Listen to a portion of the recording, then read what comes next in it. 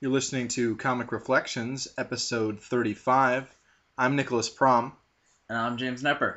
All right, so Jimmy is here with me today, and we are going to talk about some new comic books that came out today. What do we got first on on our plate here? We got King Conan issue 1. Nice. It's the Hour of the Dragon Part 1. I think this is going to be a 6-issue limited series. So, Timothy Truman wrote this, and I know that name, and I'm totally blanking on what he's done before. I know it's going to be something obvious, something that I read and loved before.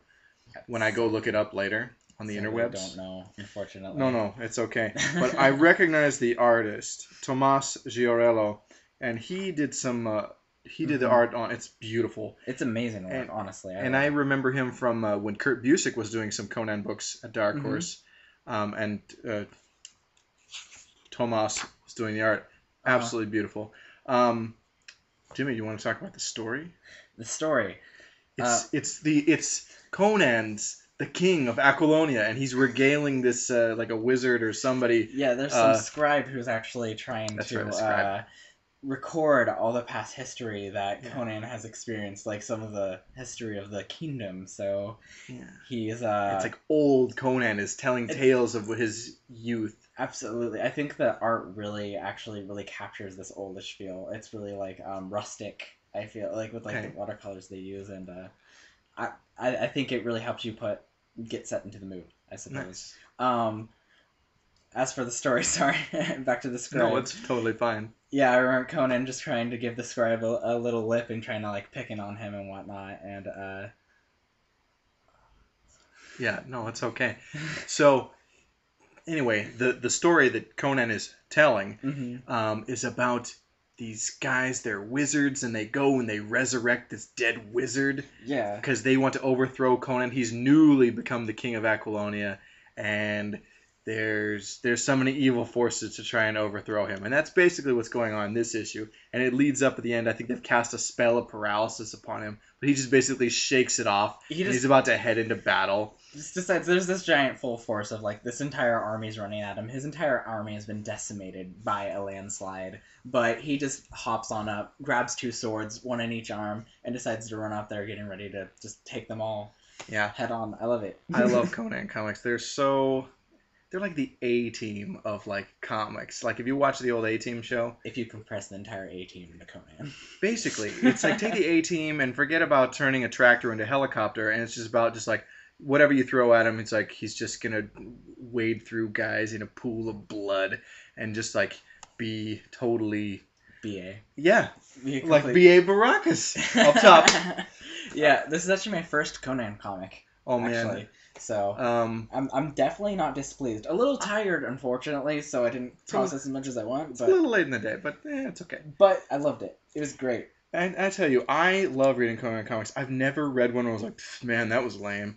Because, I mean, generally, it's Conan's well written, but even a mediocre writer, the character's so rad that it's just a great read. I love the Dark Horse Conan stuff, and I love the old Marvel stuff that Roy Thomas wrote, like almost the entire run, I believe. But and really the stuff to revisit is the stuff at Dark Horse that Roy Thomas wrote. It's like, awesome.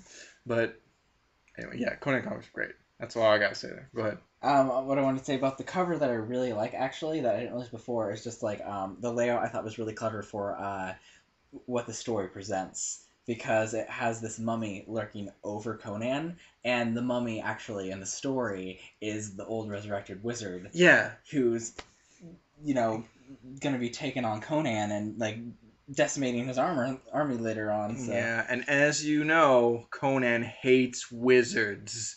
Oh, Conan loves wizards. What are you talking about? No, what? It's sarcasm. Okay, so yeah, no, but this is great. King Conan #1. It just came out, and it's rad. I definitely recommend. Yeah, so yeah, what do we have next? I suppose what we have next is X-Men issue #1. It's a new series that they just recently started. Now, who's the creative team here? The creative team? Yeah, the writer, the artists. Let's keep going. somewhat familiar, but yeah, here we go. Here Oh we yeah, go. Brian Wood. I'm unfamiliar with. I mean, I don't really read a lot of X-Men. You're a big X-Men guy. I've been out for about a year and a half, but I think he is actually a new name to me as well as Oliver Copiel, the penciler.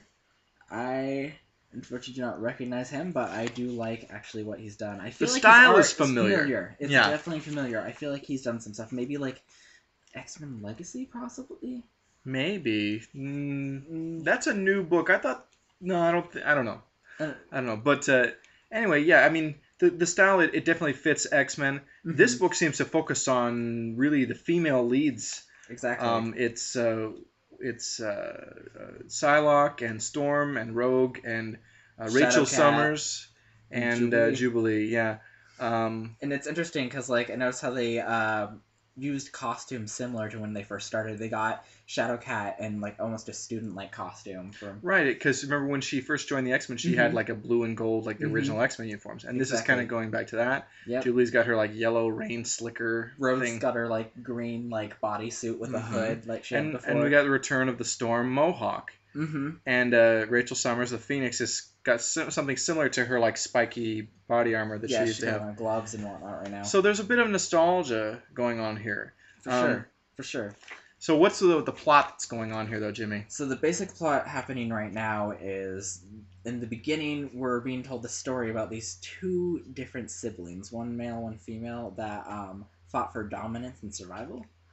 And I guess through this like cosmic battle throughout the billions of years and trillions of years of time, one survived and won, and the other one was cast off into space and forgotten.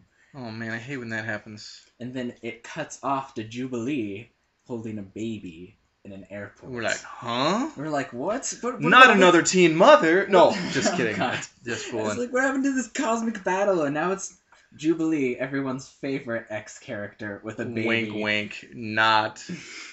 So, I'm glad I'm not alone in the not really liking her. Well, I've always been back and forth with her. It's just like losing her powers, becoming a vampire. What? Stuff. I'd see. It's just I knew that wasn't she one of the ones that lost her powers when in House of M. Well, she lost her powers. She became a vampire, and then she got her own series and was like really fine. And then she became a vampire in this recent another X-Men series that started about 2 years back, I think, maybe 2.5 about. Okay. Yeah, she becomes this vampire. I remember it becomes this huge thing where the X-Men try and like track down the vampire. I never got to finish the series because of becoming poor and being man, I hate when that happens. Yeah, but she it happens a lot these days. Not a vampire anymore. I assume that they killed the host that infected her. Oh man. Okay. Dracula was drawn into it, I think, somehow. Oh, cool. I love the Marvel Comics Dracula. Yeah. But I'm sorry, trailing away. Back onto this. So I guess she's acting a little skittish and paranoid. So she like rescued this baby from an orphanage, and somebody's following her, and she's trying to go home to the X-Men, and she does, but yeah, she gets in contact with them, and she says that she is gonna head over to the school, even though they want her to stay put, because of course she's gonna be that eternal 14-year-old teenager. Yeah. Now she's just with a baby because it's trendy. So they end up trying to like get to her while she's on this train. And I guess, like, I don't know, I guess Rogue and Shadowcat have been really practicing because they managed dropping her into the train and she lands perfectly without anyone noticing. A Shadowcat? Well, she just phases through stuff. It's not going to hurt her. It's true. Well, moving like a, speed of, well, I guess I don't know how fast that train's moving. I don't know. Magic? The speed of magic. The speed of comics. Speed of comics. Yeah.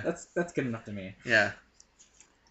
So, later on we zoom back over to the X-Mansion, where we have a surprise visitor who turns out to be John Sublime. And he's the male bacteria or whatever. Yeah, he's this male bacteria that has been around for like billions of years, and I guess he's Am I alone in the one not impressed by bacteria is the menace for X-Men?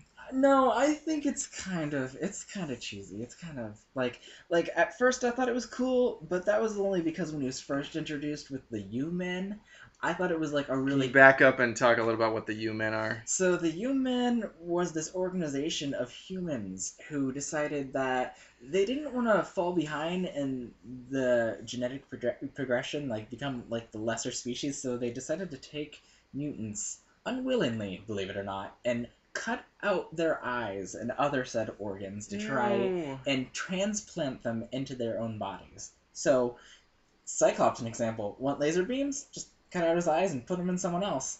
Totally works. Well, at least that was, their theory. It worked half the time. Maybe. It was a pretty dark and pretty screwed up story, but I don't know. I thought it was kind of awesome because I mean, it's clever. It's an interesting different. idea. Yeah. I mean, okay, yeah. So I don't know. Dr. Paramecium is what I'm gonna call this guy, and I just don't care. Sublime. Sublime's his name. Psylocke now, she makes like psionic weapons out of like her psychic stuff. Yeah, I thought she makes this energy bow, and I thought it was Danny Moonstar from the New Mutants. She's depowered. Remember that? Oh yeah. She got depowered at M Day. Yeah. I'm sure that whoever decided to do this got the idea from Daniel Moonstar. I mean, it's just like because Daniel Moonstar is. I think I liked her better than Psylocke. Psylocke was not one of my. Psylocke's awesome. How could you say that? Sorry, she wasn't one of my peeps, yo. Yes, that's. My X-Men. Here's the thing, though. My X-Men. Okay, I'll let you go. My X-Men team is like the Chris Claremont and John Byrne or Dave Cockrum, X-Men, where it was like the giant size X-Men #1 team. Okay. I always liked that team, but they killed off Thunderbird like in 2 issues. Yeah, because he was redundant. They already had a super strong guy, and they also had an angry, mysterious guy or whatever. Well, so Thunderbird was angry. Well, he was angry. He was definitely very angry. He wasn't that mysterious. Here's the thing: they accomplished what Thunderbird did with Colossus and Wolverine. He was redundant. Even Nightcrawler was kind of angry initially, and they just kind of toned him down.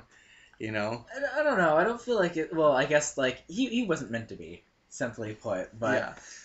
I mean, but it was a poignant story when he died. That's really good. You never had an X-Men character. Well, Xavier died actually back in the '60s, I believe. So did he? Or was it a pretend? He didn't really die. It was a pretend thing, but you think he died. That's right. They did think he was dead for a spell. Yeah.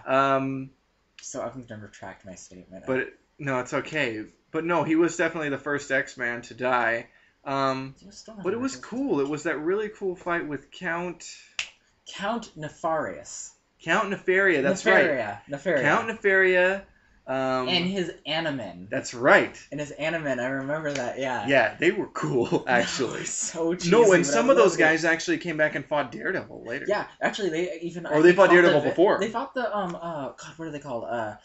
The Defenders, I think, even once. Maybe, really? Maybe sure. I'm misremembering. And that Dragonfly chick, she came back. She's like part of the X-Men or something now. Did she? Is she? Yeah. I had no idea. Yeah. Now I feel like a fool. No, don't feel like a fool, Jimmy, because she was kind of like a forgotten, dangling plotline for a long time. You're not talking about her, are you?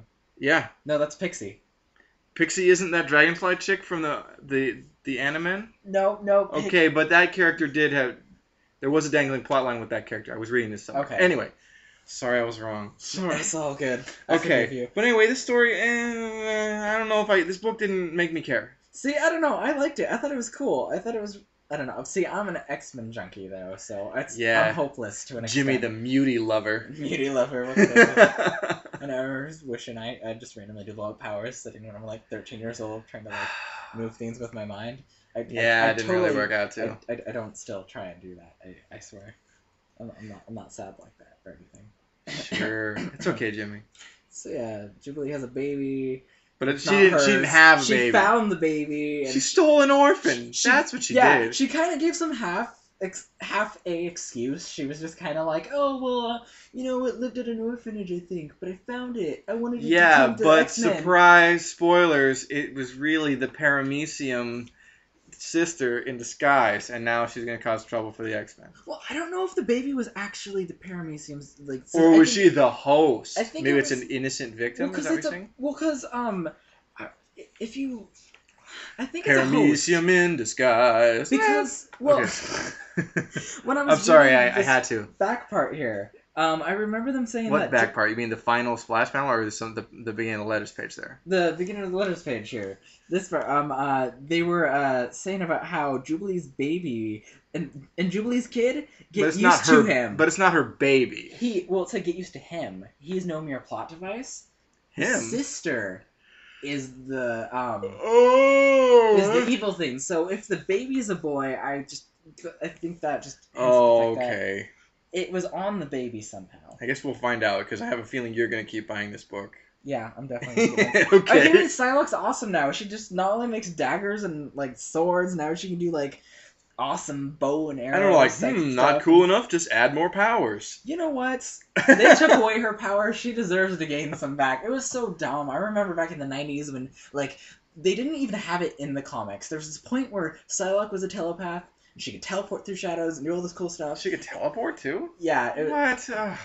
Hey, shh, be quiet.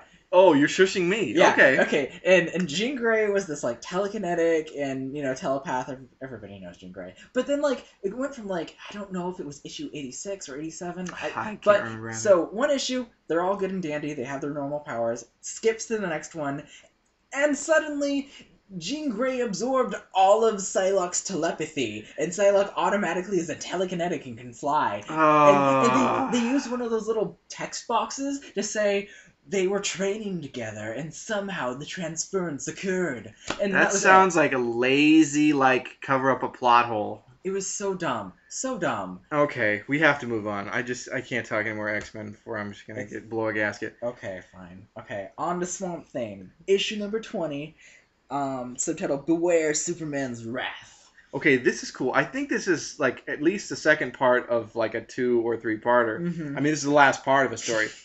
Might be the second part of a 3-parter. So, but check this out. Okay, we don't really know because we're getting this weird, like, dream sequence or, like, hallucination. Swamp Thing is seeing his, like, worst nightmare. The life that he could have had if he hadn't become the Swamp Thing, if he had, if he had not had the accident and had stayed Alec Holland. Mm-hmm. And we're seeing all this, like, messed up things happening in his, like, nightmares, okay? And then we realize, and he's in Metropolis, and, like, there's bad things happening growing up through the city, and like, Superman's trying to... The city's overwhelmed, essentially. Yeah. Superman's trying to help keep control, but he doesn't know how to stop it. And then he realizes the source, and it turns out, Swamp Thing's at this arboreum, mm-hmm. and he's been poisoned by the Scarecrow with the fear toxin. And this has messed up the Swamp Thing. So messed up, and then Superman, fixes Swamp Thing and make short work of the Scarecrow. Well, and then they have tries to kill Swamp Thing, and then Swamp Thing survives somehow. And Yeah.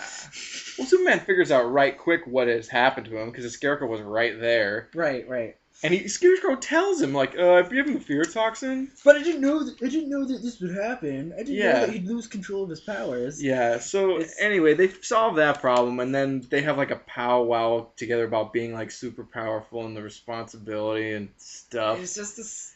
It's a little warm and fuzzy at the end. Speeches and... But I feel like whatever the issue or two that precede this, I'm like, I really want to read this, because I feel like this is, like, the cool end cap to, like, I bet there was some other cool conversations like with some visions or something with Swamp Thing and Superman that were cool.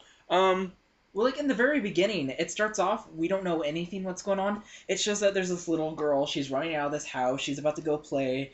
Her mom's like, oh, well, she shouldn't be out wandering around, and the dad's like, it's okay, just let her have her fun, let her believe in monsters, but it'll build up her courage. And then in Swamp Thing's nightmare, he like absorbs his child with like putting roots through her and stuff. It's creepy. He touches the girl, and she suddenly turns into this weird like Rudy like plant undead girl. And... So it's all like a nightmare like thing induced by the fear toxin, but.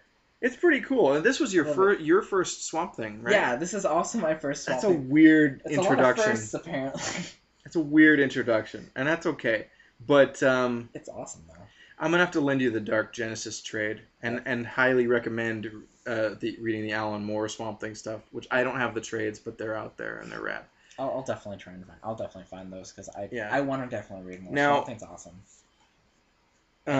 Scott Snyder had been writing this book, but but there's a new writer, Charles Soule, and Kano on art, who had been doing this whole current series. It's beautiful art. Um, Sad that Scott Snyder's not in the book, but this was a cool read. It was a good Still introduction. enjoyable. So yeah, I'd say yeah, Swamp Thing's still groovy. I'd definitely recommend getting it because it did not dissuade me at all from picking up another issue. I'm going to be getting issue 21 Groovy. when it comes out. I know that. Yeah. So the last book we've got on the table for today is it's this limited series Polarity from Boom Studios. Jimmy picked up issues 1 and 2. Yeah, it came out also last month, obviously. Right, but one look is at my powers. But number 2 came out today, and we can talk about that. For right? sure. Yeah. All right, so it's about this guy who has bipolar disorder, and I guess or that's what he's been told. Yeah. Which I feel like that wasn't a very good representation of bipolar disorder. Yeah. But that kind of follows along with the comic. So he has this mental disorder where he gets these illusions of grandeur. Yeah. Yeah. And he essentially got hit by this vehicle, thinking that he was invincible, which put him in a coma for several months. And and he wakes up and he's like some hipster artist. And I guess the whole issue is just him hanging out with these hipsters, and it's just like, gosh, it's so like Portland or '90s feeling, like.